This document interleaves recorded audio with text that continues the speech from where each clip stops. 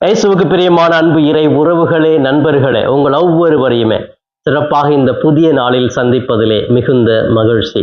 அன்புக்குரியவர்களே, இதோ இந்த புதிய நாள் இறைவன் நமக்கு கொடுக்கிற ஒரு பெரிய ஆசீர்வாதத்தினால் என்று உணர்ந்து இன்று முகமலர்ச்சியோடு, மகிழ்ச்சியோடு, நேர்மறை எண்ணங்களோடு இந்த நாளை தொடங்குவோம்.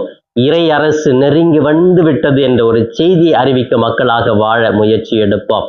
பிரியமானவர்களே, இன்று சிறப்பாக நம்முடைய தாயாம் திரு அவையும் நம் ஆண்டவர் இயேசுவும் நமக்கு கொடுக்கிற இன்றைய மன்னா மத்தேயு நற்செய்தி 10ஆம் அதிகாரம் 7 - 15 முடிய பகுதிகள்.